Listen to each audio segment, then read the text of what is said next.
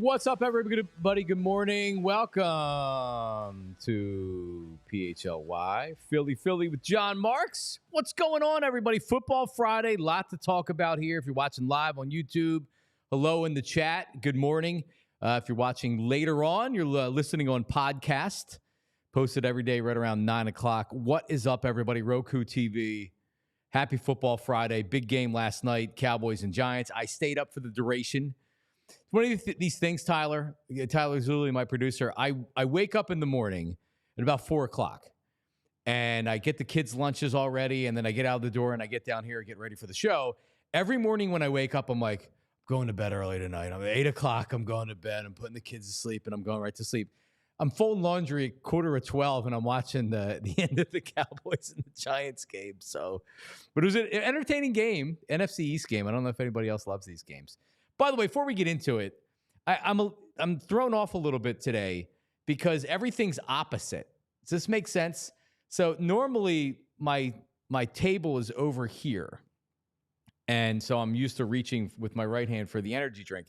Everything's backwards today, which has totally thrown off my equilibrium, Tyler. So it's like there's a different thing going on here every day. I'm learning the longer I'm here at PHLY that there's different things that go on with the furniture and the setup and the microphones and everything else. So yeah, they always say that like when a job gets boring, when there's monotony to the job, that's where it starts to like lose its luster a little bit. You don't ever have to worry about that here. I'm just waiting one day to come in here and the chairs are going to be nailed to the ceiling. Some bizarro world. Yeah, every day it's like, why do I have to restart this computer in here? What is wrong? We are on the air. We are live. Oh, the amount of bleep this computer that comes out of my mouth every morning is ridiculous. Well, you do a great job setting everything up. All right, listen, Zach Berman is going to join us at about 8:25 from PHLY Eagles. Does a fantastic job. Love Zach. He's going to get a set for the game. Eagles and Bucs, we'll talk about it. I'll just tell you going into it, I'm picking the Bucs to win the game. And we'll detail why, I guess, a little bit later on in the show. And I don't think it's necessarily a negative towards the Eagles. This is just a tough spot. And the Buccaneers are a good team, and they're in Tampa. And the matchup of their defense against the Eagles' offense and the Eagles' offensive line with Lane Johnson probably not playing. And we'll talk to Zach about all the injuries. The injuries are significant. You're going to talk about 3 all-pro type players that may not be playing on offense. You think about that. So we'll talk to Zach about those things coming up at 8:25. I did want to start with talking about Jalen Hurts here for a second. So as a media member, as somebody that did talk radio for nearly 2 decades, that watches and samples a ton of NFL content, both on the radio locally, radio nationally, all the shows on ESPN. I don't even know about NFL Network anymore, but you know what I mean, right? Like, we talk about the NFL all the time because so many people are interested. We're in season, not even in season. People talk about the NFL. So Dan Orlovsky yesterday was tasked on Get Up with Greeny, was asked about Jalen Hurts. And the question posed to him was, more or less, has Jalen Hurts peaked as a quarterback in the NFL? Here is Dan Orlovsky. This is courtesy of Get Up. Dan Orlovsky and Greeny talking about that exact subject. Let's hear it, see it. Is it possible that I think we've seen the best of Jalen Hurts. Yes, I think that's fair to say. When you say yes, the version that led them to the Super Bowl or the version after that? I think the version that led him to the Super Bowl, that 2022 season and playoff stretch, that's the high. Yeah. I don't think we're going to recapture that. 1, because of the style of the offense. 2, because we saw this just rocket-like improvement. And really, since that Super Bowl, and it is absolutely accurate to say, in that Super Bowl, he outperformed everybody on the field. Including Patrick Mahomes. But there hasn't been the improvement since then. He's holding on to the football for such a long time. And that's a problem at quarterback. When you hold it in this league, it usually spells poor play. All right. So, again, Dan's paid to have opinions. And by the way, everything that he said right there, I think is fair. if you're going to judge Jalen Hurts based on his performance in the Super Bowl against Pat Mahomes, it's going to be pretty tough to live up to that game. That may have been the game of his life.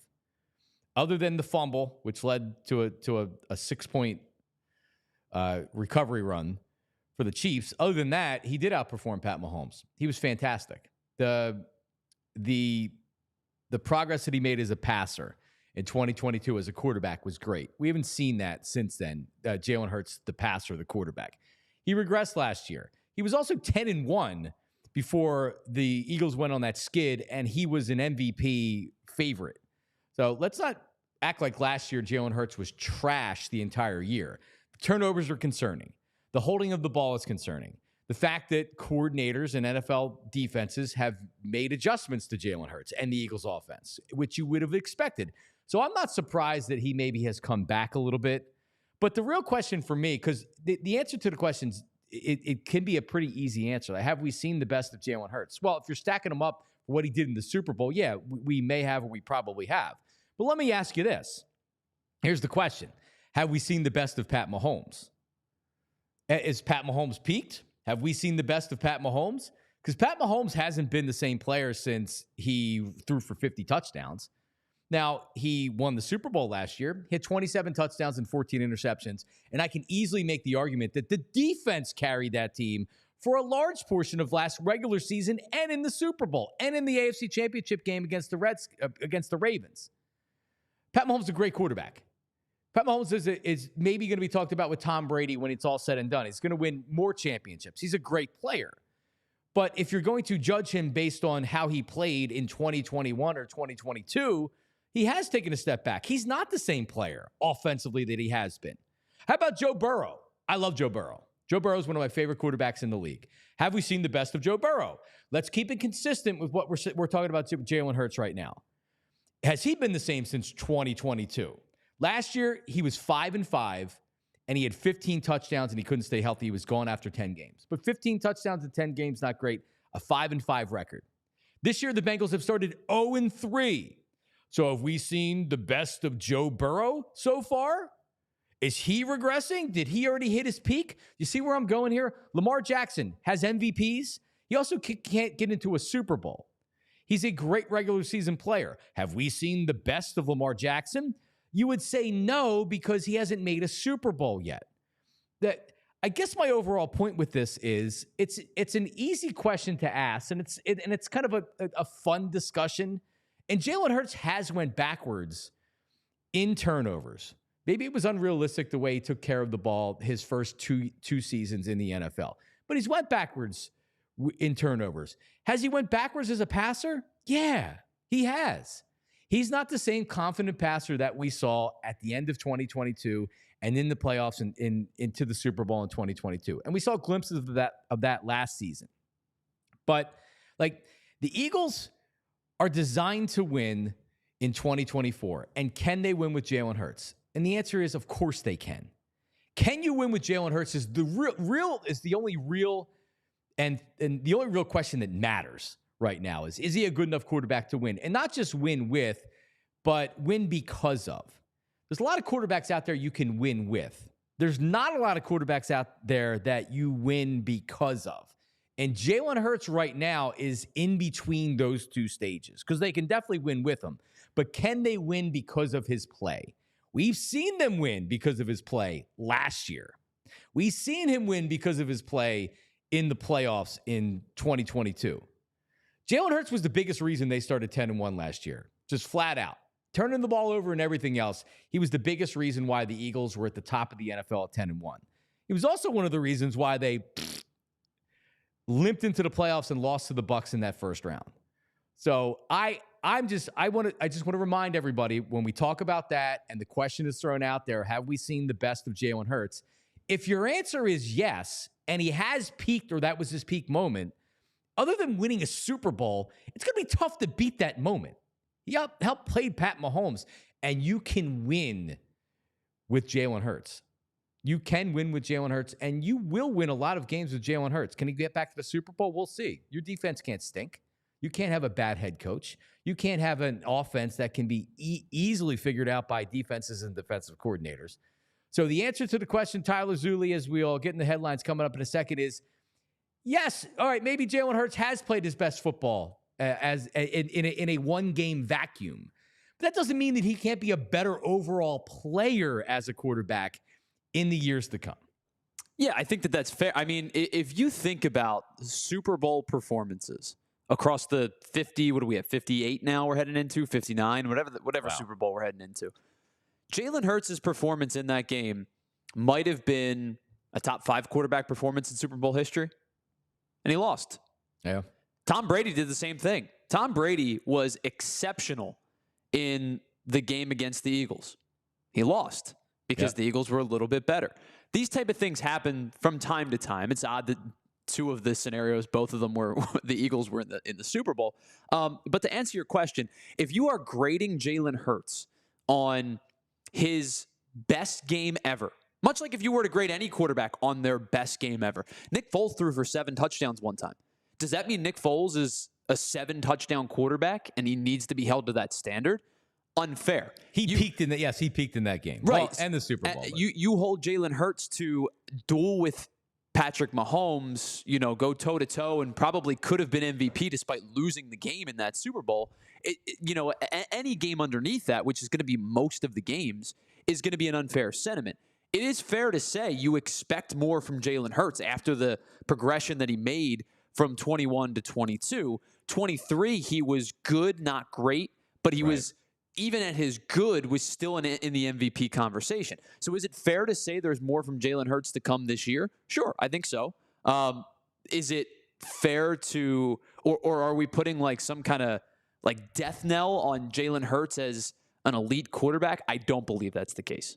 Great Jalen Hurts in 3 games this year. Can the 2 be great Jalen Hurts in 3 games? I think he gets a C+. So I was thinking, like, I wanted to say B, and then I want to say like a C+. I wanted to say B, and then I thought about it, and I said, well, he does have a ton of turnovers, and they're not really scoring points. They were shut out in the first half last week, which isn't all his fault. And I think some of the drives that he has put together have been really, really sharp. Some of the drives he's put together have been kind of flat. Yeah. The turnovers are concerning. The decision-making at times is concerning. But I will say this. I think, do the Eagles win last week without Jalen Hurts in in New Orleans against the Saints? If Dak Prescott's the quarterback of the Eagles last week in New Orleans, I believe the Eagles win. You do? Yes. Okay. So I think they score more points in the first half. Do they win the game against Green Bay?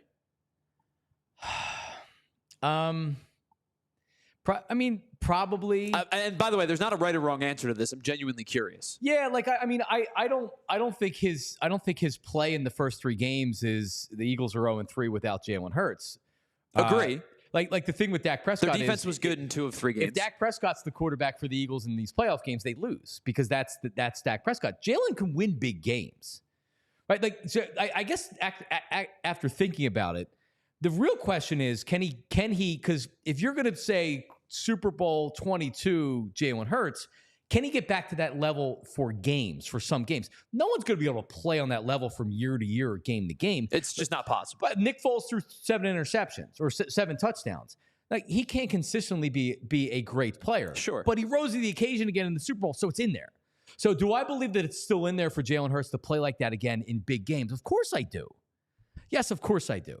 Yes, Jalen Hurts is an above average. Like, is he a top 5 quarterback? Probably not. No, but I think he's at the back, close. probably to the back end of like. He's not 10. He's before 10. Is he 8, 9, 10? Yes. Sure. So that's a spot to grade him at.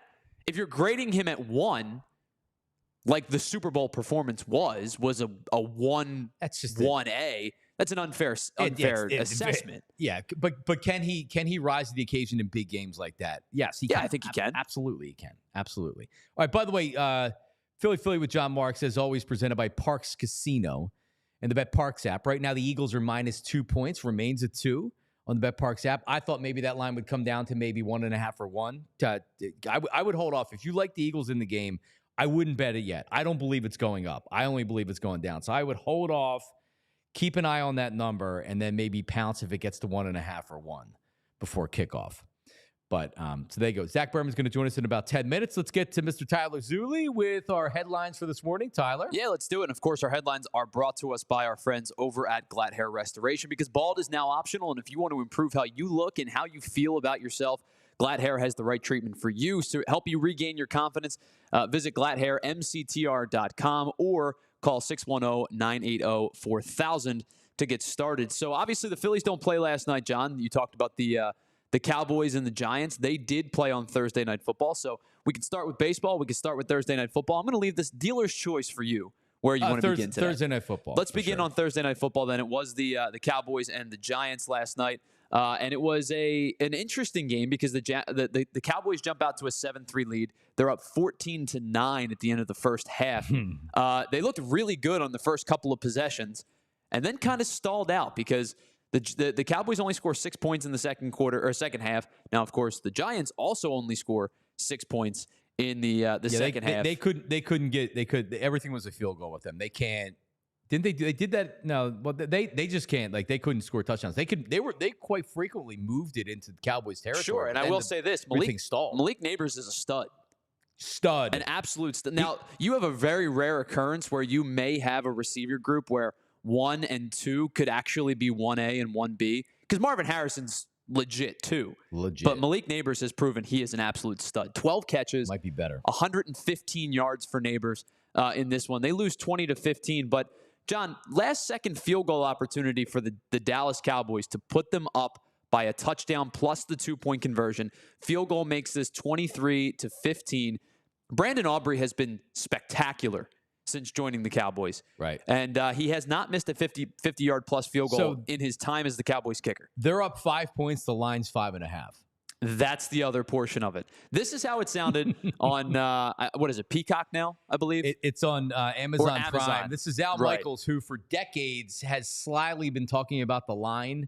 Now everybody knows what the point spread is. 10 years ago, you weren't supposed to talk about the point spread in the NFL. It was like, but Al always did it slyly, but here it is. So everybody always believed that Al maybe had a penny or two on the game.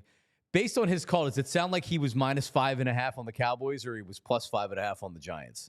You know what? Honestly, I don't know the answer to that question. I think I would lean that he was probably minus 5 on the Cowboys, but he's also almost 80, so the same enthusiasm isn't there as it once was. So also too, if they find out, what's he going to do? They're going to make him retire. He's 112 years old. But it's fun that he knows the situation where the point spread is right there. I always enjoyed that. Yeah, so the Cowboys win. You mentioned Neighbors and Harrison. Man, and Neighbors left the game with a concussion too. He got a late concussion, which is not good for the Giants or my fantasy football team. As I was made fun of for drafting Marvin Harrison and Malik Neighbors back to back. It's like, oh, you're going with the rookies, and Jaden Daniels is my quarterback. Yeah, it's a lot of onus on some rookies, but they've all been good so far. 3-0, most points in my league. Just saying. If it works for you, it works for you. So the Cowboys win this one. They improved to 2-2. Giants fall to 1-3. A couple of important games in Major League Baseball this past or last evening, I should say. The Tigers and the Royals both clinch a playoff spot with victories. Royals beat the Nationals 7-4. Tigers beat the Rays 4-3, so they will both be in the American League wild card round. The Twins eliminated after a loss to the Miami Marlins. They lose 8-6. They're now eliminated from the playoffs. The Dodgers win the NL West for the 12th time in 13 years as they beat the San Diego Padres 7-2 yesterday.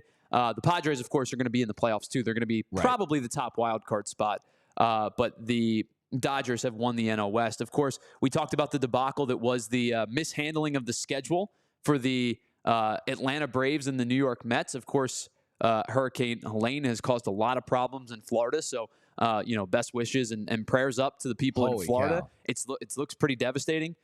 In terms of Major League Baseball, they probably should have rescheduled these games for earlier in the week when both teams had a day off.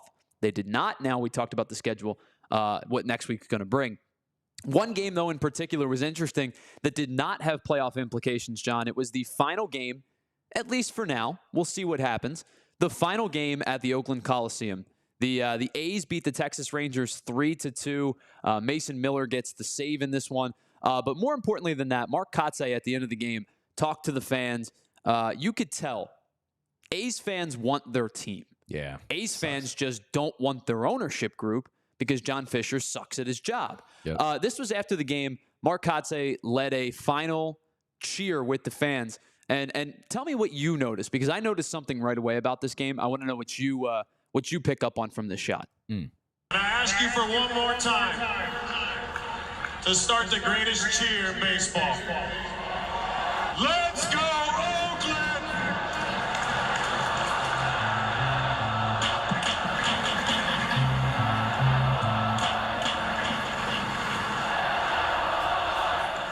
Did you notice anything particular about that? Up top, how there were no fans in those seats? Well, those are blocked off. They don't Right. sell those seats Right. anymore. No. Every other seat, though, pretty much was filled. Well, they were sellout. It was a sellout. The A's fans want their team. Yeah, you had said it. Their owner sucks. I don't think there'll ever be a team in Oakland again. But you talk about, like, when I was growing up in the 80s, the Ricky Henderson, Mark McGuire, Jose Canseco, Dave Henderson, Terry teams. Steinbach. I mean, Dave Stewart. They had amazing players. Stewart was there yesterday. Ricky Henderson was there yesterday too. Amazing players. They were a great team, a great organization. That owner sucks. Terrible. It's a shame. I felt bad for A's fans yesterday for sure. They signed Eric Chavez, I believe, after the 02 season or the 03 season, to like a $65-ish million contract extension. And it is still to this day the most expensive contract extension the A's have ever handed out. Meanwhile, the Phillies have probably paid 20 plus years ago. The Phillies have probably paid 30 players that much money. Taiwan Walker makes more money than that. That's all you need to know. Taiwan Walker makes more money than the last massive extension. Think about the guys the A's have had over the years that they've let walk out the door. Matt Olson, Matt Chapman, Sean Murphy, Zito, Hudson Mulder, yeah. And that's the thing. Moneyball, like, you could talk about that. Like, Tejada, die, yep, just gone. Ton of talent, and then they just get rid of them. Yeah, didn't the Tampa Bay Rays, wasn't it the biggest free agent contract? Zach Eflin. It was $45 million. Yeah, it's bad. It's impossible. So I've said this before, John. I'm curious your thoughts, and we can get into it another time. I don't believe that there should be a cap in this league. I like the kind of almost free market feel to it. Right. There needs to be a salary cap floor. Yeah. And whatever percentage of the top 20 teams, like 60% of the 20th team, that gets you right around to $100 million, I think. $100 million goes a long way when teams are spending 40 and 45. Yeah, but there should be a floor, because otherwise these teams just pocket the revenue sharing and they're making money. They make money because the Rays have been a good organization as far as being able to somehow be in the playoffs a lot without having any type of a payroll at all. Sure. But yeah, of course there should be a floor to it. All right, so Zach Berman is going to join us coming up here in just 1 second, so don't go anywhere. But hey, listen, let's talk about Rite Aid for a second. If it's that time of year, I was FaceTiming with my kids this morning before we went on, and my Lena has a tissue and she's blowing her nose, and I'm like, uh-oh, we get sick. Yep, we got sick. So that's why I'm always at my local Rite Aid. My Royersford Rite Aid is where I go. And if you have a lot of prescriptions, all right, and I do, I'm diabetic, right? Refill your prescriptions. Schedule a vaccine. Get personalized care recommendations. You can do it all from your MyPharmacy account at Rite Aid. Just ask your pharmacist. Go in there. Ask your pharmacist. Go to riteaid.com/mypharmacy. And you can enroll in automated courtesy refills. So it just automatically does it. You don't have to remember it. Then you're out of your prescription and you're scrambling, right? It's free, easy, and most of your prescriptions will qualify. Restrictions may apply. You can sign up through your MyPharmacy account at riteaid.com. And, talk to your pharmacist. They're there for you. If you have questions, you're looking for over-the-counter stuff. You're like, like my allergies are really bothering me. They have everything for you at Rite Aid. You can transfer or refill your prescriptions right there on the Rite Aid mobile app. Just download from the Apple App Store or Google Play. Enroll in prescription notifications. Man, it's just they make it easy these days, this Rite Aid. So check them out. Transfer your prescriptions to Rite Aid today. Rite Aid caring pharmacists are ready to answer your questions and help you stay healthy. Get your prescriptions along with anything that you need at Rite Aid. Over-the-counter medicines, household products, cosmetics, and more. I actually bought a box of cereal the other night at Rite Aid on my run. It was a sale. This Frosted Flakes. It was strawberry Frosted Flakes. It was like $3. Like, boom, I bought it. Just ask your pharmacy team for details. Restrictions apply. Rite Aid. We sent it to Tyler Zulli. Tyler, what do you got for us? Yeah, let's tell you about some of our friends over at Shady Rays, because summer might be coming to an end, but that doesn't mean you don't need your sunglasses. Whether you're driving or you're outside on a hike, or my wife asked me this weekend, she goes, "Hey, can we go apple picking?" I said, "It's that season, huh?" Oh, it's that time season. and she said, "What time can we go?" And I said, "Anytime that gets me home before 1 o'clock. To get me home on my couch for the Eagles game, I will be there." So we're going to be out apple picking. The sun may be shining. It may not, but I'm going to bring my Shady Rays just in case, because they are an independent sunglass company that offers a world-class product that have 5-star ratings of over 300,000 people, including myself. They have durable frames and crystal clear optics, making them the perfect choice. There you go. John's got a pair right there. Mine are in my bag over in the corner.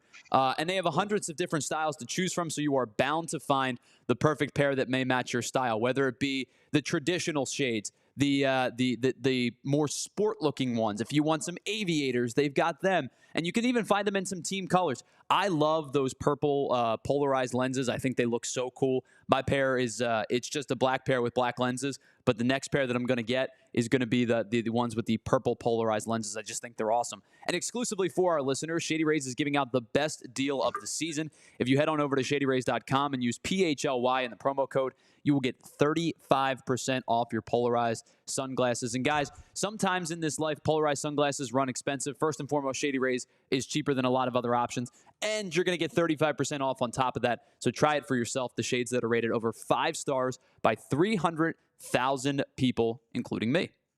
There you go. Thank you very much, Tyler Zulli, as I put on my Shady Rays right now, which I don't have a pair of, but we have some in studio here. I guess when they we talk about Shady Rays, I'm going to steal one of these because these are much better than the shades that I have. Zach Berman's going to join us coming in here in a second. Is he there? PHLY Eagles, Zach Berman. Zach? Got me, brother? Hey, do you have me? What's going on? We got you. What's going on, man? I'm doing great. Good to see you. I'm enjoying the Shady Rays ad. I'm sorry to hear about the apple picking, but as long as you get back by 1 o'clock, Tyler, that sounds all good. So for every guy out there, next week's the bye week, right? And we'll talk about that in a second. The bye week is normally when I have to have the duties of going to Lynn Villa or whatever apple picking place that we go to. So I'll probably be doing that next week. And it's always good because you'll see the guys out there and they'll like kind of nod to you like, "Yep, I'm here today too." So I'll see everybody next weekend. I will be doing the same thing next weekend. That October bye means I have no choice. Exactly. All right, we'll talk about the game in a second. We were just talking about Oakland, the Oakland Coliseum, last game by the A's. Trivia question for you and Tyler. There's one other stadium that was designed to be a baseball and a football stadium, a multi-use stadium. There's only one left. That was the trend with the Vet, Riverfront, Three Rivers, and everything else. And the Oakland Coliseum, if you remember, was one of those stadiums that had the dirt. I remember growing up and you'd have the football games on the dirt. Candlestick was the same way. They didn't have anything for the infield. So the question is, what stadium that's currently being used in Major League Baseball was originally designed to be a multi-use stadium? It's being used in Major League Baseball, and that's because there's some football ones that, like the Dolphins where they play. The Marlins did play there, but the Marlins have since moved out. So not originally designed. It's tough, and think outside the box because it is not used by an NFL team, but it is used by a professional football team. Ooh, okay, this is a good one here. Tyler, do you have a guess? This is a tough question. It is. And Zach brought up, a couple. Like I was thinking about the old Arlington Stadium where I know that the Renegades or something like that play now. I don't know if they're even still a team. I don't know the answer to this question, to be honest with you. I believe, is it called Rogers Stadium up in Toronto? That was designed for the Argonauts. So when they built the stadium, they said, "Hey, we're gonna have CFL football here." So it was a trick question, Zach. I apologize. That's so you got me there because I was thinking about my my NFL tours, right? And I haven't gone to Toronto with the NFL, but I do have a good memory in the Oakland Coliseum. That's where Foles had his 7-touchdown game. Yes, we were talking about Foles before. All right, so before we talk about the game, Orlovsky goes on ESPN yesterday and asked the question, is asked the question, have we seen the best from Jalen Hurts? Have we already seen his peak? How would you answer that question? What do you think about this? Well, it's hard to play much better than he did in 2022. Like that was an outstanding level of football that will be hard to reach on a consistent basis. I think we've probably that might be the best season he has. I wouldn't necessarily say we've seen the best of Jalen Hurts because there's different things Jalen will do throughout his career as he improves. But yeah, it is hard to reach that high watermark on a consistent basis. Right. So I guess really the question is, has he regressed? Like for me, has he regressed? The turnovers since the beginning of 2023, we know what they are. I think that he's taken a step back as a passer because the league has adjusted to what the Eagles were doing. But like progression, regression, the track of Jalen Hurts as a passer, where do you see him today? Yeah, I mean, I think you hit it on the head. I think after the way he played in 2022, opposing defenses had an offseason to watch him. You saw defenses adjust last year, and I do think he regressed last year. You saw the turnovers go up, and it's all about the counterpunch, right? So this year, the Eagles' counterpunch to their counterpunch is changes in the offense, and that's why Kellen Moore is here. You see in the efficiency numbers, Jalen Hurts is playing much more efficient than he has in the past, but the turnovers are still present. So I think that he regressed last year. I think it's too soon to make that determination this year. I think the turnovers are the problem this year, but I think overall the way he's reading defenses, the adjustments he's making at the line, he's making some high level throws this year. So I actually think I've seen him have more progress this year, but he needs to cut down on the turnovers without a doubt. Yeah, it's weird because you always want to talk about the quarterback, and it's always going to be about the quarterback. But we know while it's always about the quarterback, the design of the offense, the play calling, the players around the quarterback mean just as much as anything else. Now, Jalen has great players around him. We'll talk about injuries in a second. But they've also they got shut out in the first half last week. They scored 15 points. They scored 21 points against the Falcons. The offense was good against the Packers, but like overall, this offense this year, they've gotten yards. Like you had said, I think I look at I look at this offense this year, and I'm like, yeah, the offense has been pretty good. But when you look at the results, the overall results, they haven't been there as far as points. Yeah, you're right. I mean, they haven't been good on fourth down, and they haven't been good in the red zone, and those are two variables here that are affecting the overall points. I don't know how sticky either one of those stats are going forward here. They are going to be better on fourth downs. I'm curious to see if Nick's overreactive and kind of changes his fourth down aggressiveness. I don't think he should, but I could see that being a reaction to it. But the fact that they're moving the ball, that they're getting into the opponent's side of the field just about every drive for the most part, that's a good sign if you think about long term. But the points that they're leaving on the board is a major problem for the offense. There's little reason why this offense should be scoring 15 points, 21 points. They should be an offense that's pushing toward 30 and above 30 every single week. Hopefully they get there. Since you brought up the fourth down thing, I'll get into this before the injuries. A lot's been made of, is Nick the one that's really making the decisions? Is it all him, and then he's giving Kellen Moore calling the play, or is Nick overruling him? And when you ask Kellen Moore about it, I don't even really know what he says. And you ask Nick about it, and it sounds like that maybe he's not the chief decision maker. What's your read on the situation? And you just mentioned you agree with the Eagles being aggressive and going forward on fourth down. Yes, we can split this up two ways: the play calling and then the fourth down decision making. The play calling, the offense, this is all Kellen Moore. And I understand there's been a lot of conversation this week about Nick calling that fourth down play last week and what's Nick's involvement. I think that story is being a little overblown. I think Nick fell on the sword last week, but I think that this is Kellen Moore's offense. You see the play design. You see him calling the plays. He's running the offensive meetings. Every player I talk to will tell me that. So this is Kellen Moore's offense, and I'm holding Kellen Moore responsible for this offense, right?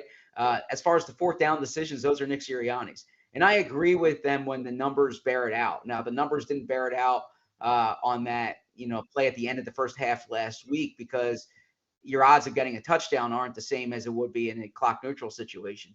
But I think, and I know Anthony disagrees with me on this, but you don't date the numbers, you marry the numbers, right? So the example that I always use is if I'm at the blackjack table and I double down on 11 against the 6, and I lose, it doesn't mean I'm not going to do it the next time because I'm following the numbers, right? And so if you're making decisions based on data, you have to do it over the course of time so the sample size is in your favor. All right, and you get me with the blackjack comparison because I'm like, it drives me nuts when dealer's showing a king and someone stays on a 16. Yeah. And screws the whole table because then you see it play out and it's like, we all would have won because he would have busted. But you're right. You have to remain consistent. The difference is the cards are the cards, right? Like that doesn't change unless you're counting into a deck. The cards are the cards. Games are different. And sometimes you have to take a feel for what's going on. Like, is your offensive line failing to protect? Are you not able to run the ball well? For the most part, Zach, I agree with you. I'm okay with going for it on fourth down a lot of times like he is.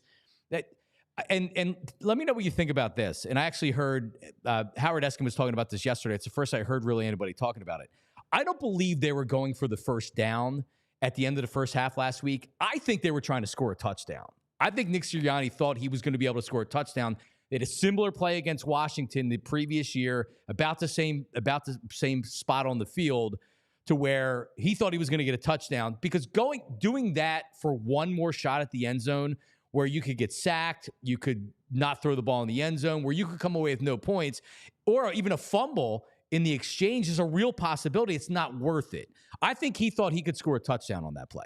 I think it takes a certain amount of hubris to think you're going to score an 11-yard touchdown there, right? On that play. Now, there is validity to the fact that they didn't line up the way they wanted to on that play. They couldn't burn a second timeout because you can't go timeout. Right. But that's not an excuse, and that doesn't absolve the decision either, right? If you're calling a play, you have to rep the play enough that you're comfortable with where your team is in preparation for it. And yeah, I think that there's a lot of hubris to think that you're scoring a touchdown on that play. I understand if they're preparing for the quarterback sneak and there's a lane there for Saquon Barkley, he can get to it. But there's a variety of things that could occur that could keep you from the end zone, including what happened. But also, the defense could read it. Those linebackers can run too. They can get to the edge. So I think it takes a lot of hubris to think that you're scoring a touchdown on that play. All right, let's talk injuries. A.J. Brown didn't practice. Devontae and Lane didn't practice. Although I saw your video that you posted on Twitter. He was out there. Concussions. Would you say they're all not likely to play on Sunday? Devontae and AJ, I would say that. I'm not expecting those guys to play. Lane, because he's out there on the practice field, you can deduce that he's a little farther along in the concussion protocol. So it wouldn't be inconceivable for him to be cleared by Sunday. But I think that for all intents and purposes, you need to prepare for Fred Johnson being the right tackle. But Lane's the one who I would keep an eye on because he is farther along the fact that he's out there right now. Yeah, I feel the same way. It was scary to see him thrown up on the sideline, though. Because as watching the game, and it's like Lane Johnson thrown up on the sideline, I'm like, oh, Jesus, is that a concussion? And it was. So I almost wish that they would take the decision out of the player's hands and say, hey, you have to sit out a game. There's no. Yeah, so they do. So they do in the sense that this one's, concussions are actually out of the team's hands too, right? Because they can't, the team can't say you're try to push through this. He has to be cleared by the independent neurologist before he's even eligible to play. So that one is out of their hands. But in Lane's case, I've covered his entire career here. He has 4 documented concussions, and that doesn't account for any undocumented concussions. So it is something to be mindful of. But every concussion is different in nature. Lane's, you kind of didn't see the specific time it happened, as opposed to Devontae's. We all saw that one happen. All right, your thoughts on Sunday? You just mentioned Devontae and AJ most likely not playing. Yeah. So we have Johnny Wilson, Dotson, who has done nothing so far, and Paris Campbell. And I guess you're going to be relying on a heavy dose of Dallas Goedert again. Yeah, Dallas Goedert, Saquon Barkley. I think you're going to see a lot of that. I think this offense is going to look certainly not going to look dynamic without those wide receivers. It's built around the wide receivers. That's a major detriment to this team going into this weekend. I think their best hope for winning this game is to keep it ugly, is to hope that Jalen Carter can be force on the line of scrimmage, which I inviting matchup against Cody Malk this weekend. He goes back to a place that's close to where he grew up. It's a game he's excited for. I think if the Eagles defense can keep the Bucs under 20, the Eagles can win this ugly. But I'd be worried about this offense without those two guys. Yeah, I agree with you. I kind of feel the same way. PHLY Eagles, Zach Berman, who I could talk to for much longer than the 15 minutes or so that we got on, because there's so much to talk about with this game and this team. But he's a very busy man because he's an author of the franchise. Philadelphia Eagles, a curated history of the Birds. Congratulations on the book. I just checked this morning to see if it was available at Amazon. It is. Yep. I invite people to go to their local bookstore, like the Town Center bookstore by me up in Collegeville, where I have seen copies of it up there. So get out there and get the book. How's it been so far? How's everything going with it?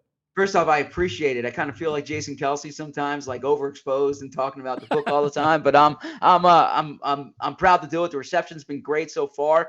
The book takes you through the last 25 years of Eagles history, the coaches, the quarterbacks, the decision makers, the moments that kind of made this team special. You can relive a lot of moments that were kind of part of my 13 years covering the team and my childhood even. And, the listeners and fans probably feel the same way. I'll make a quick shout out for one quick event. If you're a PHLY diehard, we have a diehard exclusive event Monday, October 7th in the studio where you are right now, where John is right now. And you can come to the studio, have a Q&A, have good food Vince is putting together, and you can get a signed book. So you can register for that on allphly.com. That's crazy. I was actually talking about how we got to get the diehards in here to do stuff. That's a great idea. Now, Zach, if someone sees you on the street or at Wawa, do you have copies of books in your trunk? And I'm being serious about the copies of books in your trunk. 100%. I am shameless when it comes to hawking this, right? But you write a book so people read it. And I always say if I didn't want people to read it, I would just write a diary. So right. I have this everywhere I go. I'm going, if there's anyone going down to Tampa this weekend, I'm going to pack a few in my bag. I sold one on the flight last week to a lovely woman sitting next to me coming back from New Orleans. So I have no shame. If you're interested in buying a book and you see me in the airport, I'm keeping it in my bag this weekend. Most people, a lot of people may not know. I know a lot of people that have wrote books, and they always have a box of them in the trunk because they're going and doing events and signings and things like that. So I figured you'd have a couple of. Absolutely. I'm probably going to keep 2 boxes. Well, there you go. The pride of Germantown Academy. Zach Berman was actually coached by my friend. I have come to find out. Todd Kokesberger. Oh, Coach K. Coach K's the man. Yes, was your coach at GA. And this is so cute, Tyler Zuley. Zach Berman was voted best Philly fan in his senior superlative section of his yearbook. So people must have known this was coming for you, Zach. Yeah, well, I certainly wasn't going to play for any of these teams, right? So covering them was the next closest thing. Yeah, you and me both. All right, bro. Have fun down in Tampa. What's the schedule today with PHLY Eagles? You on? I appreciate it. Yeah, I will be on. I'll be down at the facility for Nick Sirianni's press conference, 10:25. The Eagles. 11:25. The Eagles practice at 12:25. Then we have the PHLY Eagles show at 2. Bo Wolf, Professor Deniz Selman is in to break down all the numbers with us, and I'll be on as well. Awesome, great stuff, man. I'll talk to you. Thanks, guys. All right, there he is, Zach Berman, noted author. See, I thought about writing a book, but I would have to use a crayon to write my book, and it probably wouldn't be very long, Tyler. So I just, You find it in on the discount rack, right? They're paying you to take them. Yeah. All I can ever think about is with the when you say that, right? And if I were to write a book, I would be terrified of like seeing it out in public, right? And then being people would be like, "Nah, that looks bad." Right. But because I know that Zach is a world-class writer, and I've read his other book, Underdogs, which was just tremendous. Right. I know that this is equally going to be a good book, and I'm not going to say too much because it may or may not be a Christmas gift for a family member who watches this show pretty consistently. So I'm not going to say anything else. All right. But that's I'm buying. I'll be buying a copy or 2 from Zach when I see him next. Yeah, check it out. Haven't seen him in a while because he's been down very in Tampa busy. and out and about. Yes, he's very but busy. Once I see Zach again, I will be purchasing a copy or 2 because I'm very, very, very excited to read it. Because like he said, it's kind of, for me, that last 25 years is my life, right? Yes. I'm 30. So that's like my whole life as This is Tyler Zuli's fandom book is what basically, it really is. right? Yes. Because, you kind of start to get into it. I always tell people like 6, 7 is when you really start to kind of like, you're not just watching it because, go Eagles, right? You like, remember it. You start to remember these things a little bit. And so 7 for me would have been the 2000 season. Right. So that's kind of right around the corner where the Eagles first were good. The start. You had a good childhood with the Eagles. Didn't win a Super Bowl. I've said this before. I have been immensely blessed as an Eagles fan because, like, I think about my dad's generation. My dad and his buddies have been season ticket holders for like 30 years, right? They got super lucky getting in early at the vet. But they had it rough, for a while. It's it's the way we are. And I'm obviously younger than your dad, but I'm probably that next generation. It really shapes why you are why am I not a positive Philadelphia sports fan? Because I grew up, the team sucked. I get it. And, the Phillies were bad for most of childhoods, right? You take out the 76 to 80 run, and then the 83 and 93 were kind of, the tail end, and the 93 haven't been to a blip. conference final in 40 years. Right. Over 40 years. The Phillies have been good, but Flyers haven't won a cup. Flyers haven't won a cup in 50. You know what I mean? Like, I get it. I understand why there is this. I get it why there's a cynical, I hate life mentality to being a Philly sports fan. It's part of the experience. We're softening up a little bit. Oh, well, I think because of sustained success, the Eagles have sustainably been good way more than they've been bad. Oh yeah, no, Eagles are a great franchise. Right. They're a great franchise. The Phillies are starting to put together what I believe to be a sustainable model. It's not necessarily always going to be these guys. I love the Phillies. But franchise. A team that's willing to spend money is always going to be a team that competes. Yep. All right, we got to do this. We're a little bit late. So listen, if you're thinning, you're balding, and you're like, I hear Johnny Marks talking about glatt hair restoration all the time. Yep, I had a hair restoration procedure. I'm more than happy to talk about it on the air. But you know what? If I didn't want to say that I had it done, I would never have to say it, because you can get this procedure done and nobody needs to know that you do it. Seriously. You don't know how many people that are in the business or that I know personally that have reached out and said, hey, and have got the procedure done, and no one knows that they had it done. They just know that their hair looks great. So again, glatt hair restoration by Morgenstern Medical, part of the Morgenstern Center, under the direction of Dr. Ken Morgenstern, and you're getting the most experience and most success when it comes to hair restoration in the area. Not even close. You're talking about the most successful hair restoration practice in the country. That's true. So we're talking about hair restoration, yes, but maybe you're just starting to go thin and you're like, I don't like where my hairline's going. There's other things where you can manage it to where maybe you won't have to get the hair restoration, right? Topical oral medications, PRP, stem cell restoration, which I've had, a non-invasive treatment called TED, which is amazing. And then you have the hair restoration surgery. So listen, you can get a free consultation, one-on-one, your options. Here's what it looks like. You can go to my Instagram page. You can track when I went through the procedure. Jon Marks Media. I have before and after pictures. I have what it looked like a week after, 2 weeks after. Just do it, all right? Or call them today. Schedule a one-on-one free consultation. 610-980-4000. 610-980-4000 or glatthairmctr.com. That's glatthairmctr.com. All right, Bet Parks Casino, Eagles 2-point favorites. I said it earlier. I would wait. If you're going to take the Eagles in the game, wait until kickoff. This line, I believe, goes down to 1.5, maybe even a point. It's worth waiting because I don't know if it goes up to 2.5 or 3. So if you like the Eagles, wait. And if you like the NFL, if you like everything, the only sportsbook app I would ever recommend is Bet Parks and the Bet Parks Sportsbook app, an online casino. All right? So you're like an online casino. We were talking about blackjack with Zach. I love blackjack. You don't have to go to Parks Casino. You should. You don't have to. You can play with a live dealer right there on the Bet Parks app. Blackjack, roulette, craps, live dealer, all right? And right now, Bet Parks has an amazing offer, 50-1 odds boost on your pick to win this year's Pro Football Championship. They're calling it the Super Odds Boost. See what they did there? 50-1 odds. You pick who wins the big game, and you get it boosted 50-1. All right? BetParks.com has all the terms and conditions.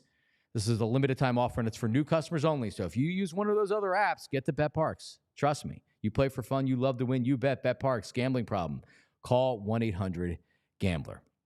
I know you mentioned, Tyler, you mentioned that you'd be worried that your book would be on the shelf and there'd be like 50 of the copies and no one would buy it and people would be like, that book sucks. And you'd be like, oh my God, I couldn't take it. Also, too, Zach's a substantially better writer than me. Like professional writer. Well, yes, right. Even if not, but yes, I would have like a terrifying feel of like some kind of some sense of dread. But as somebody that's done sports radio like you have, and now is a part of the digital side of the media, this is our life. Yeah, right? I mean, I think you shake it off eventually, right? Like, at least you hope you do. Well, I guess so. I got my hair cut earlier this week at Razor Bar, and Ed Tell, the owner, had said to Emily, who cuts my hair, had said that, like, oh yeah, Johnny Marks is coming in, and a guy that was in the chair, like, Johnny Marks, like obviously a listener or whatever, and his response was, that guy's got a really big personality. And so Ed told me this, and I'm like, that doesn't sound like a compliment to me. Saying I have a really big personality. That's kind of a professionally nice way of calling you a J.O. Like, that's what I got out of that, was that he... So did I. Yes, so did I. That's not what he means, obviously, but you would like that. That's kind of what I was picking up on that one, was that it was a really nice way of saying you're crazy. He's got a really big personality. All right, so we got some locks coming up here. All right, Tyler, what is I went 2-2 last week. The Eagles have really bailed me out of my NFL picks, because I've been dead on. We're both 3-0 with our Eagles picks this year. Correct. So we're betting against the spread. Same thing with the Eagles. We give you the Eagles final score, but we tell you whether or not and what we think about the spread. So let's start off with the Bengals at the Panthers, right? So whenever a coach gets fired or a major change is made, especially in the NFL, you normally see that bump the first game. Last year, you saw it with the Raiders when they made a coaching change. And that's what you saw last week with the Panthers and Andy Dalton. They came out and they look like a pretty good football team. Well, they're not. All right? The Bengals are desperate for a win at 0-3, and they've actually been better than their 0-3 record. They lost a very competitive game against Kansas City that they easily could have won. And they lost last week in a Monday night game to a dynamic offense, or at least a dynamic young quarterback in Jaden Daniels. So they're not losing this game. The Panthers stink. Take the Bengals -4.5 on the road against the Carolina Panthers. All right, speaking of Jaden Daniels and the Commanders, they traveled to Arizona to take on the Cardinals this week. Arizona's offense has been pretty good. They struggled last week against the Lions, but Washington's coming off this emotional win against the Bengals on Monday Night Football. It's a short week, and now they got to travel cross-country to Arizona, and we've seen this with the Eagles. It's not an easy place to go East Coast to Arizona and win. So I would take the Cardinals -3.5 over the Commanders. The Commanders won last week. They're going to be feeling pretty good about themselves. Arizona's offense is kind of good. I don't like Washington's defense at all. Probably take the over. There's going to be some points scored in this game, but I'll take Arizona -3.5 over the Washington Commanders. Maybe it's just me, but I came into the season with everybody talking about the Bears are going to make the playoffs. The Bears aren't really any good. And Caleb Williams, maybe he's going to develop into a good quarterback. I was not a big fan of him coming out of USC. He was going to be everybody's pick for the first overall pick. He's not going to be the best quarterback of this draft. But they're 3-point favorites over the Rams at home. Why are the Bears 3-point favorites over the Rams? Well, probably because the Rams are kind of banged up, and they're not very good. They're just not. And the Bears kind of need this one, and it's a 3-point spread. That line is screaming, take the Chicago Bears to me. So I'll take the Bears -3 over the Los Angeles Rams. And the Eagles, I worry about Lane Johnson not playing. Fred Johnson came in and did a really good job in relief coming in for Lane Johnson. But if he has to start this week and teams are game planning to go after him, that's a problem. You don't have Devontae Smith. You don't have A.J. Brown. Teams are going to take away Dallas Goedert. I love Saquon Barkley. I'm not sure they have enough weapons to beat the Bucs on the road offensively. Tampa Bay's a good team. They had lost last week. So when you go the week-to-week thing in the NFL, when you have that bad loss, a lot of times teams respond. The Eagles did it last week against the Saints. To me, this feels like a Bucs response game. So I'm going to take the Bucs to actually win the game outright. 24-23, a tight game, most likely an ugly game. But I think the Bucs prevail in this one, so I'll take Tampa Bay +2. But I'll take them to win the game outright as well, Tyler Zilli. Yeah, I'll start with that one as well since we're on the topic. I'm also taking the Bucs to win this game. I think that Zach brought up some good points. Like, the uglier this game gets, I think that more it swings in the Eagles' favor. But looking at the injury reports is a big concern for both sides because both teams kind of come into this one a little bit banged up. But I think some of the guys that the Bucs are going to need, including some of their offensive linemen, are going to end up playing. Whereas if Lane Johnson doesn't play, that's a concern. We know A.J. Brown's out. Devontae Smith, as Zach made mention, probably not going to play either. The uglier the game, the more this swings into the Eagles' favor. I worry about one guy, and I talked about this yesterday. Chris Godwin concerns me. I'm not sure. Like Mike Evans on the outside, Mike Evans is going to get his. He always does. 1,000 yards for like 408 seasons in a row. He's going to get his. Chris Godwin is a guy that concerns me because I'm not sure they have the matchup capabilities of him in the slot versus any of the Eagles, nickel, slot, third defensive back type of guys, whoever it ends up being. They've done a good job so far. I think Chris Godwin is a danger problem for them. And then in the run game, they're going away from Rachaad White and more to Bucky Irving. And I'm not sure when the Bucky Irving breakout game happens, but it's going to happen in the next couple of weeks, I believe. I think that this is going to be a low-scoring game, so maybe it's a little bit hypocritical of what I just said, but I am going to take the Bucs in this one. You said, what, 24-23? Yep. I had 24 as well for the Bucs, so just for show continuity, I'll change it up a little bit. I'm going to go the Bucs win this one 23-20. Yep. That's where I'll go. So for my picks of the week, we actually are going to go head-to-head for the second consecutive week because I like the hook in one of the games. I agree with you. It's difficult to travel east to west. I agree with you. I don't think Washington has the firepower defensively to slow the Cardinals down. I also agree with you. I think I would take the over in this game as well. With that being said, I'm taking the Washington Commanders plus 3.5. I don't think they win this game, but I think it's a close game, and this is going to be one of those games I do truly believe whoever has the ball last is going to win this football game. That extra half a point is incentivizing, I think, for me. Right. I'm going to take Washington at 3.5. I'm going to take the Houston Texans -6. Jacksonville is dangerously close to having their head coach fired and their quarterback ridiculed for poor play at this point. At some point, you have to win a game. What concerns me about this is AFC South matchups are always slugfests. In this one particularly, though, I expect whoever is the starting running back for the Houston Texans, whether it's Cam Akers or they mentioned about using Dare Gumbawale a little bit more. You might get Joe Mixon back. I expect whoever it is to have a pretty productive game. I'm going to take the Texans -6. And then on Monday Night Football, I like the hook scares me a little bit on this one, but I like the Lions in this. Seahawks come into this one 3-0. Lions have had kind of a weird season so far, but I just think they're the better team at home in Detroit Monday Night Football. I'm going to take the Lions -4.5. I love that pick. I do. I love that pick, and I agree with you. Which either means we're both going to feel good about it, or the Seahawks are going to win outright. The line scared me off because it's only 3.5. I agree with you. The Lions are a legitimately good team, and Seattle is probably like a borderline wild card team. They're playing some really good football. Yeah, they're playing well. They can run the ball. Geno's look pretty good. I think they're like a borderline playoff team, a wild card contender. They started off 3-0, but yeah, it's a short line though. I would, if it was a 5-point spread, I would have liked the Lions. Yeah, that's why I said the hook on this one actually concerns me because the further it trends downward, the more it says Seahawks line. I just think this is the one. If you're going to get a 6-point win or a 7-point win, I think Detroit can definitively do that. Shout out to the diehards out there, by the way. Thank you, diehards. We love you. We appreciate you. And by the way, for the newsletter, all right, Rich Hoffman Jr. Man, like he's like your beat writer for every friggin' sport on PHLY. He delivers to you PHLY daily, which gives you like literally everything that you need if you're a Philadelphia sports fan, from stories to tweets that have sound and information and everything else. You get it at allphly.com, and then just subscribe to the newsletter. It gets in your inbox every morning at about 7:30. Because I take a look at it before we go on the air. So definitely subscribe to that. Rich does such a great job with it. We're going to get Rich on, too.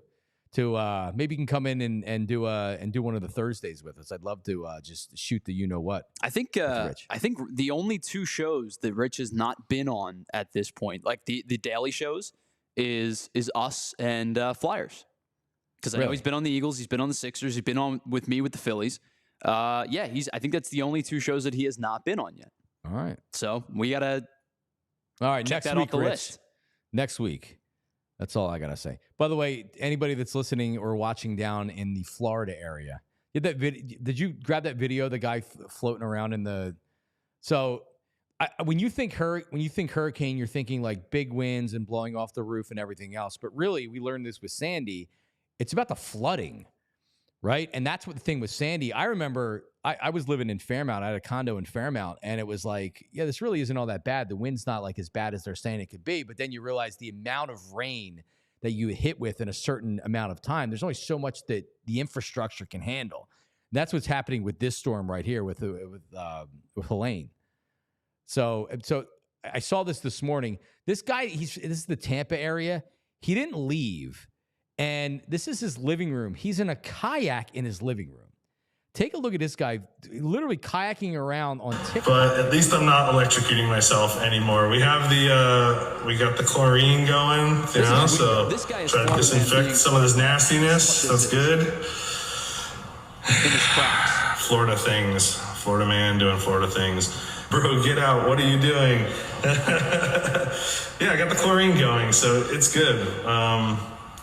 We don't take anything serious. We're Florida, man. What am I going to do? I just checked the weather in between my lives, and it looks like at 2 a.m. the water might start going down. But in the meantime, it's going up. The foundation of the house, like all this water's bubbling underneath the foundation. Look how high up that is. So that's not good. That's unbelievable. I think that's like how sinkholes happen. That's enough. He said, by the way, we got the chlorine, so we're good. What's he got, like 2 tabs of chlorine in there? That's like thousands of gallons of water in your house.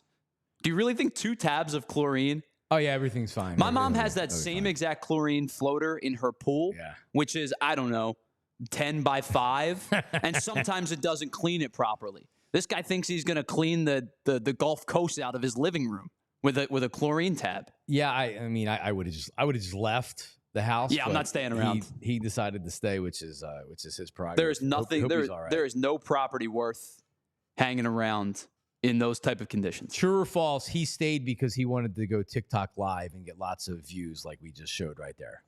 Probably not true, but also not false. Probably I like a product of it. I would say. I would say true. So shout out to everybody down there. Hope everybody's okay. All right, go Birds. We'll be back Monday morning. Remember, subscribe. And when you go to the podcast, if you're listening via podcast, to the audio version of it, give us a 5-star review. Say you love the show. We wouldn't argue with that. Like and comment on YouTube. We appreciate all the people that are out there watching, that are watching live and contributing to the chat right here. So make sure you subscribe. And with me across all channels, at Jon, Jon Marks, Marks Media, at Jon Marks Media. Everybody have a great weekend. Go Birds. We're back Monday at 8 a.m. See ya. We all silly like the mayor.